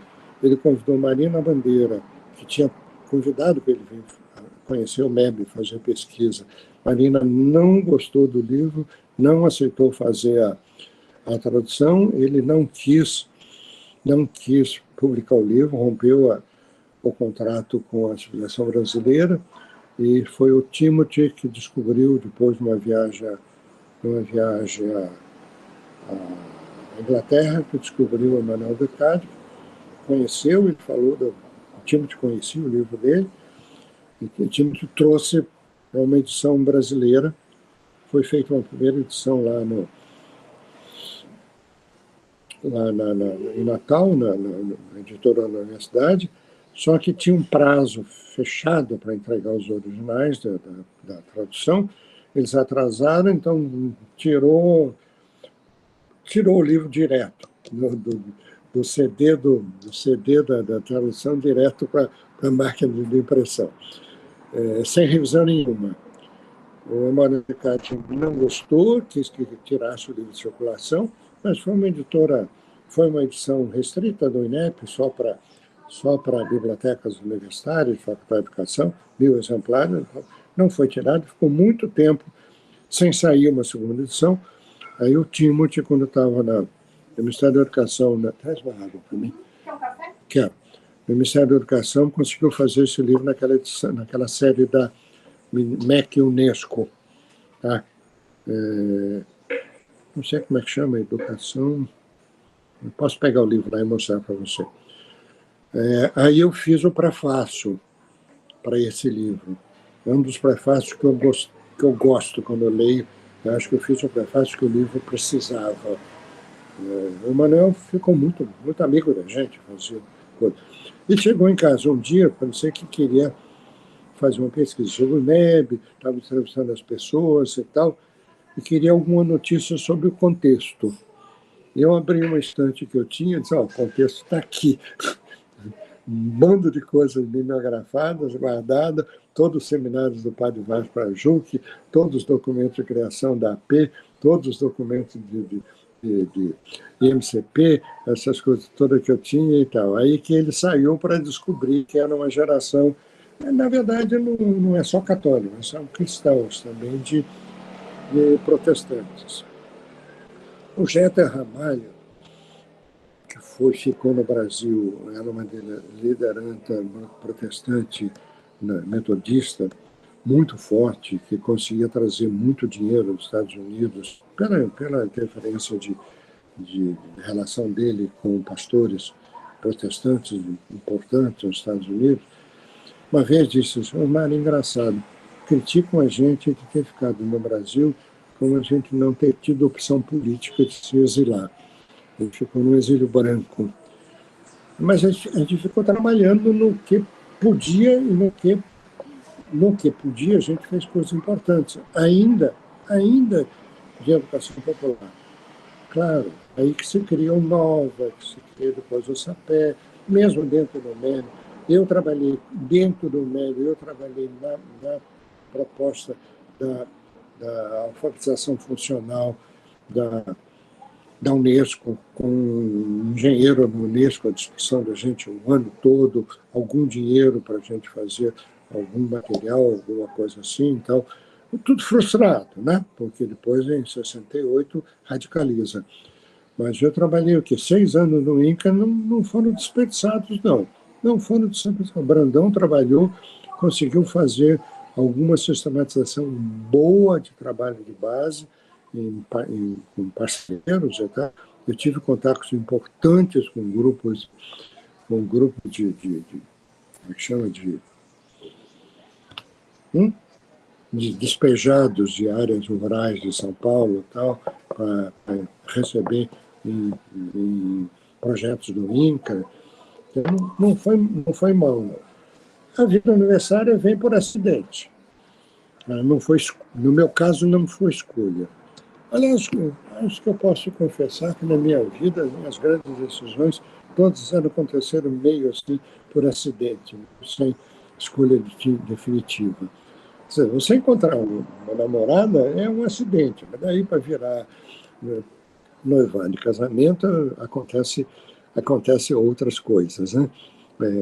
Vida universitária para mim também foi quase um acidente. Na verdade, o meu orientador de tese ficou doente e eu fui chamado para substituí-lo, fazendo um mestrado. Como eu precisava sair do INCRA, a opção foi forte. Eu saí do INCRA e fui ser professor universitário. Troquei um emprego. Também troquei porque eu não podia continuar no INCRA por questão política. Então, fui demitido por justa causa. Assim, ficaram alegres em me demitir. Me deram uma pequena fortuna de indenização que deu para comprar um apartamento. Tá? Então, foi uma opção. Aí você precisa... César, eu te recomendo ver o depoimento de Aida, de como é que um grupo que trabalhava em educação popular, assim, cada um no seu lugar, no Brasil inteiro, a Aida recebeu uma verba de uma entidade francesa, uma mulher importante, que a Nilma deve conhecer de nome, que foi poderosa. As ONGs, antigamente, eram organizações não governamentais ao pé das organizações governamentais. Então, você tinha várias ONGs junto na Unesco que faziam esses trabalhos que a Unesco não podia fazer diretamente. E tinha muitos grupos trabalhando na África. No Brasil, teve uma pequena pesquisa para saber como é que estava, quem é que estava trabalhando ainda em educação popular. Claro, através da igreja, ainda conseguiu essas coisas e veio a ideia de fazer um primeiro encontro, daí veio a ideia de criar o NOVA. Essa história é uma história de uma segunda fase da educação popular que estava escondida. Eu recuperei nesse segundo momento. E ela é toda feita por esse pessoal que ficou, como você disse, exilado no Brasil. Alguns líderes sindicais que saíram de São Paulo, porque não podiam mais continuar em São Paulo, foram para o Nordeste, fugindo para o Nordeste, e lá conseguiram fazer trabalhos fabulosos. Fabulosos. Isso você tem um elenco de pessoas boas. Tem um livro que faz esse mapeamento. Se você me der um tempinho, eu vou aqui na estante e pego. Tá? Só um segundo.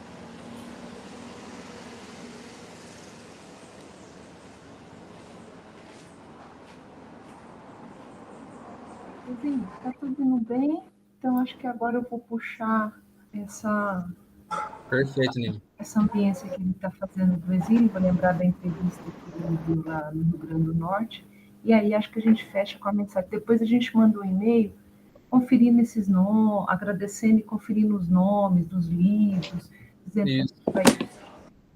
Pode ser.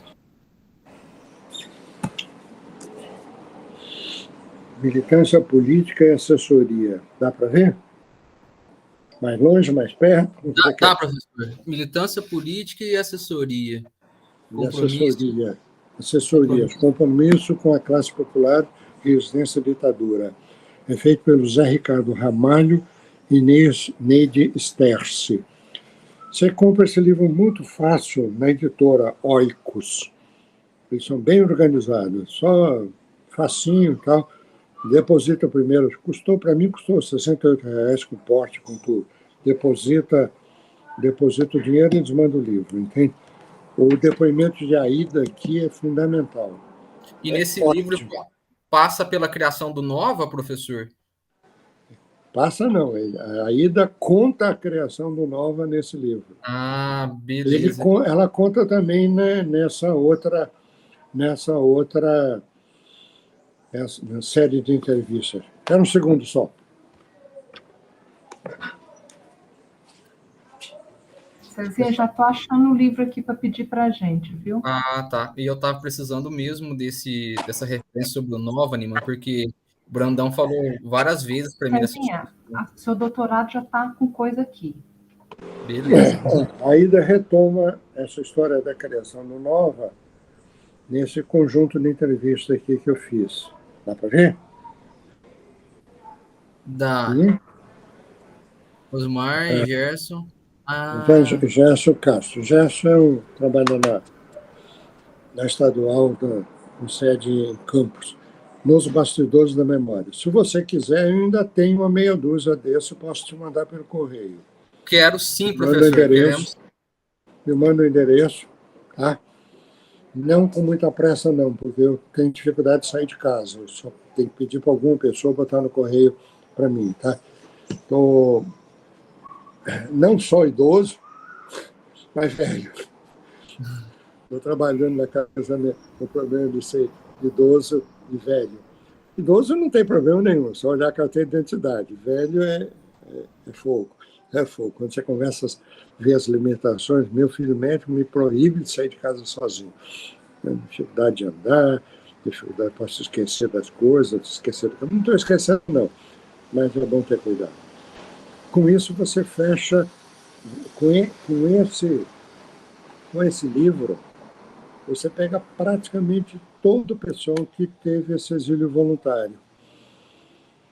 Porque tem umas pessoas, tipo o Marcos Arruda, que foi fora, ficou fora um tempo, fez um trabalho bom fora, esteve na Nicarágua, não sei o quê, e volta para o Brasil e continua trabalhando seriamente no Brasil.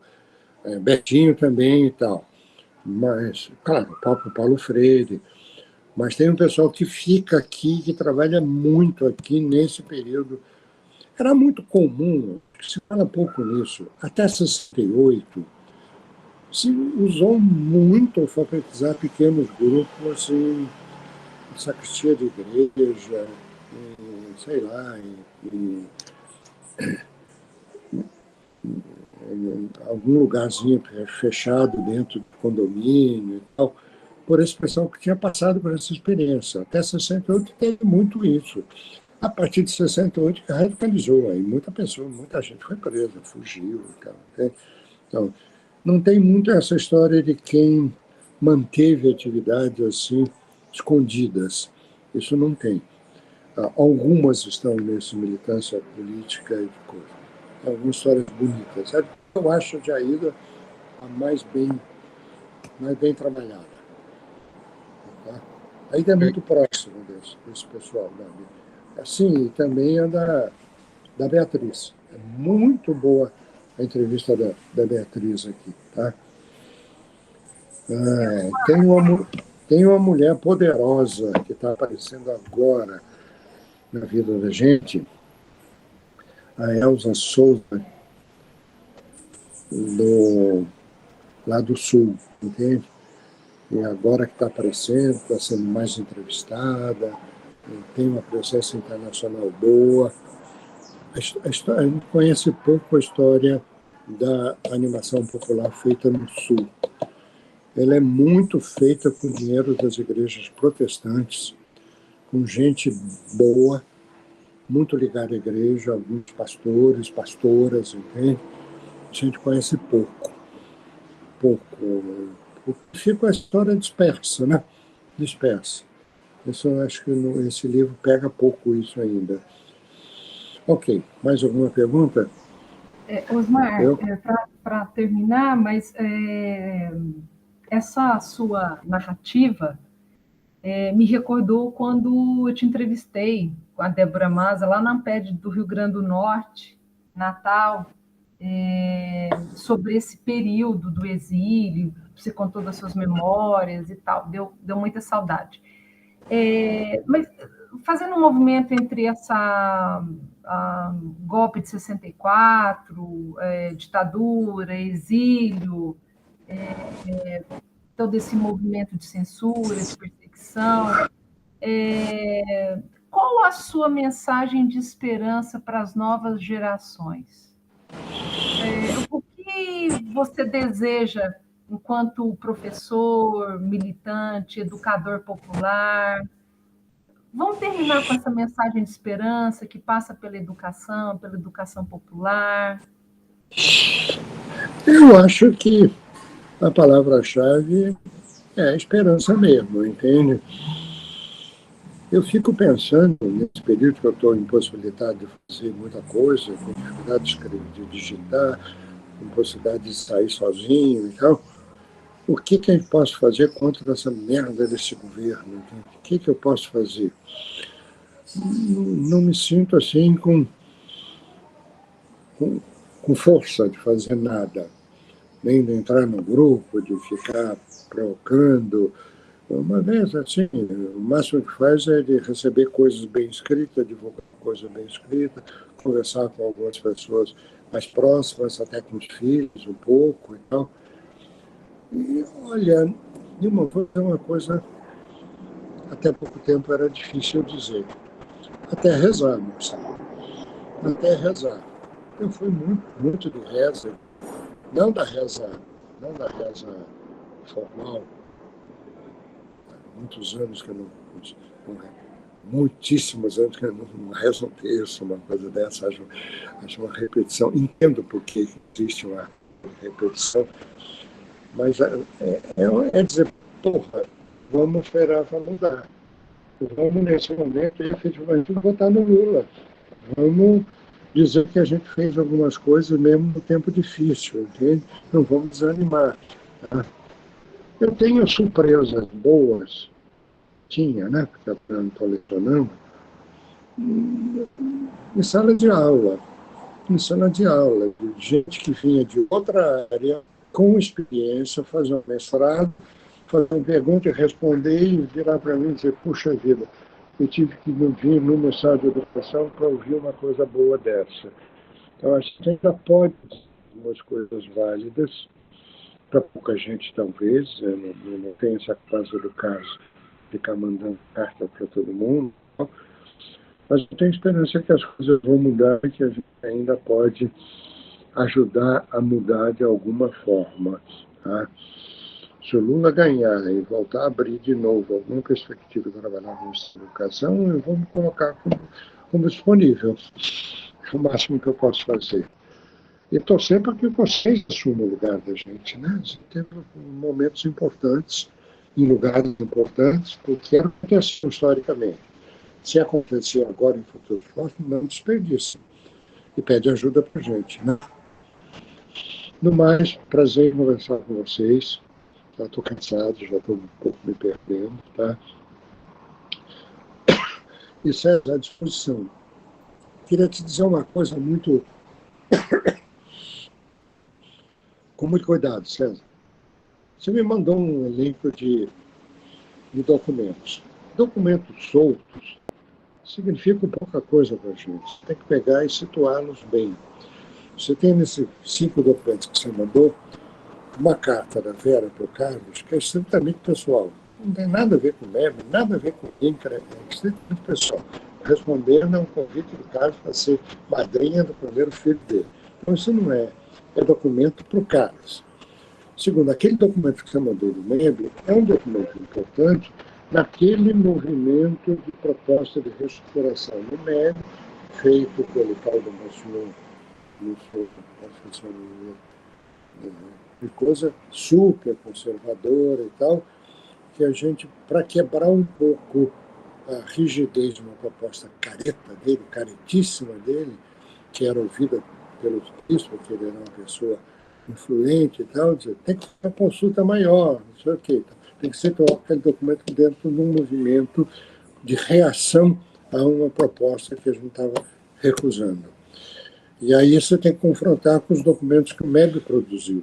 Aquele MEB, sua origem, povo e tal, é um documento super importante. Escrito pelo Sinésio Baqueto. O Sinésio era um fenômeno.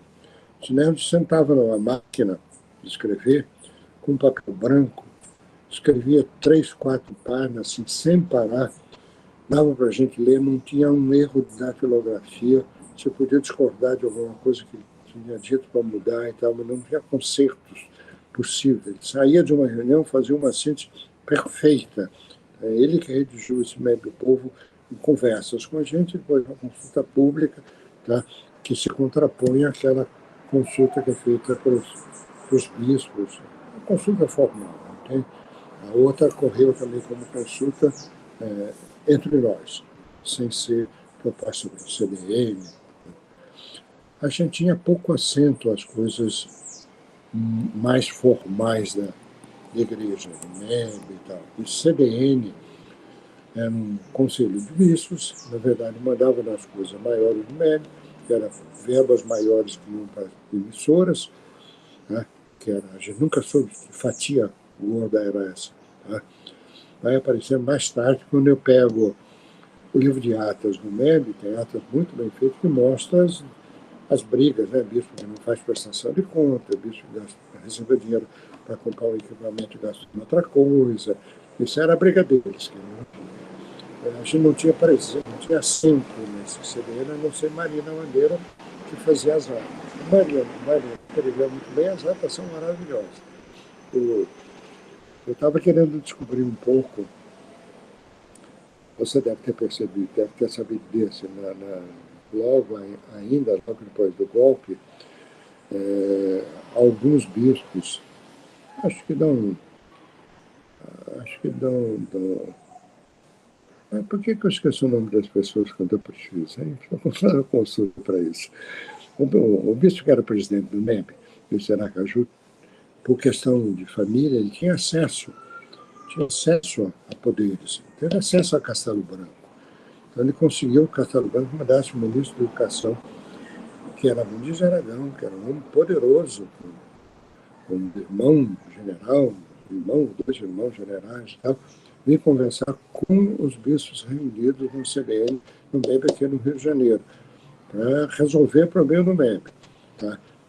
Aí, claro, os bispos prometeram limpar o MEB das extravagâncias, da fala política maior, retirando circulação e tal, e ele, o ministro da Educação, ir lá resolver o problema de verbas.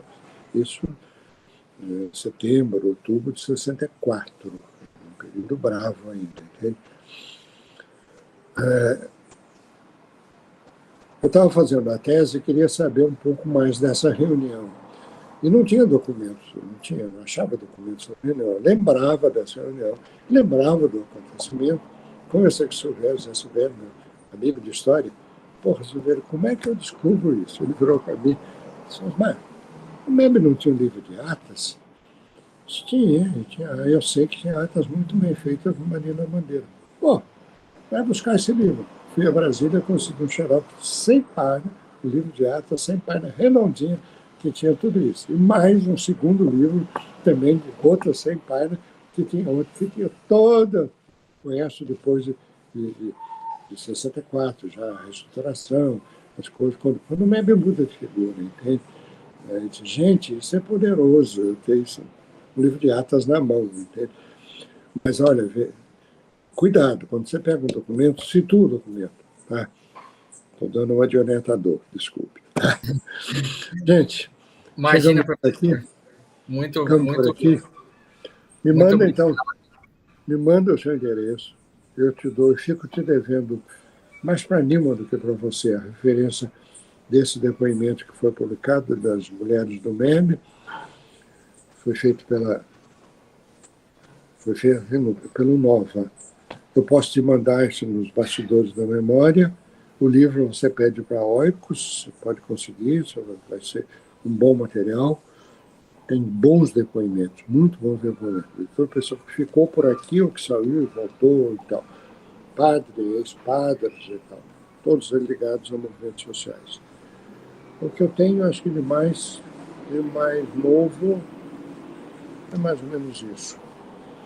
Gratidão, Osmar, pela generosidade, pela aula viva, pela mensagem de esperança. Pela conversa, Nima, pela conversa. Prosa boa. A hora que você falou assim, aceita um cafezinho. Eu pensei, a gente vai tentar levar um queijinho, um docinho de leite, né? Um pão de queijo. Ai, meu Deus.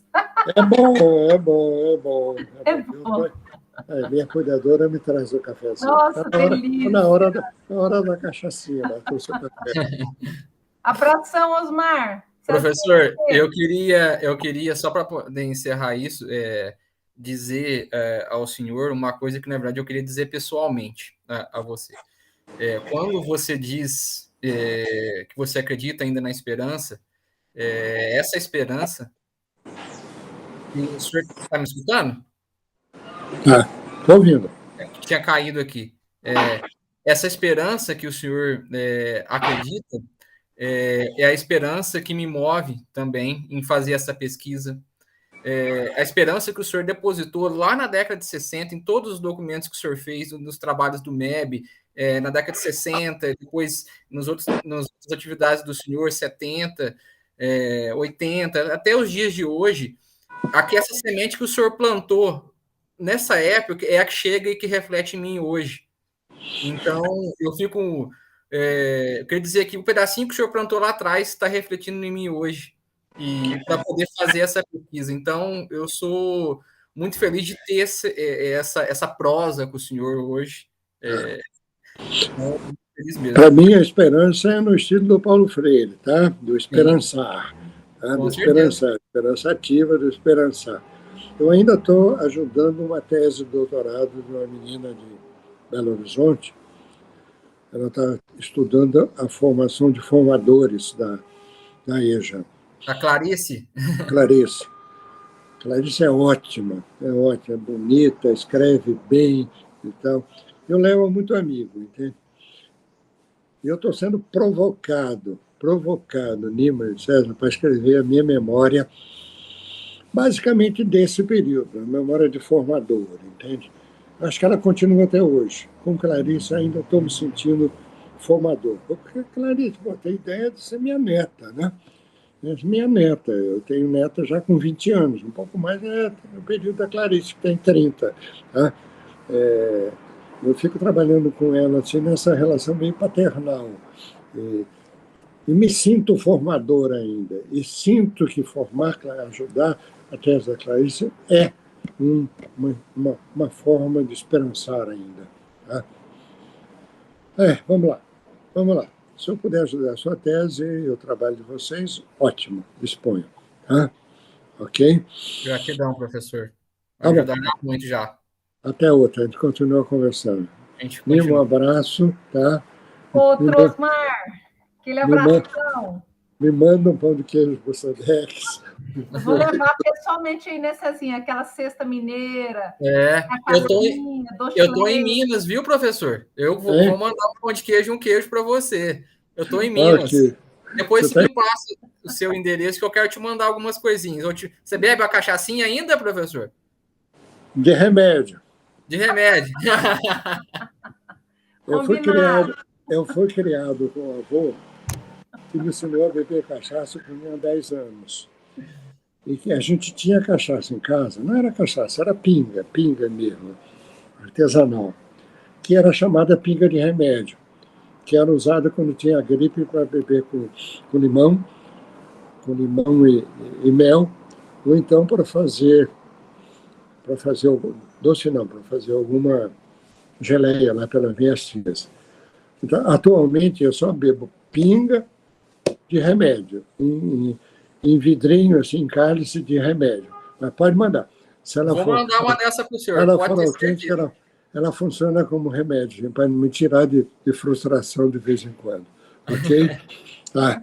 Um abraço para vocês. Um abraço, tá? professor. Muito prazer pela conversa. Tá? Abração. Tchau. Abração. Até mais. Estou desligando. Tá? Vai. Desligando.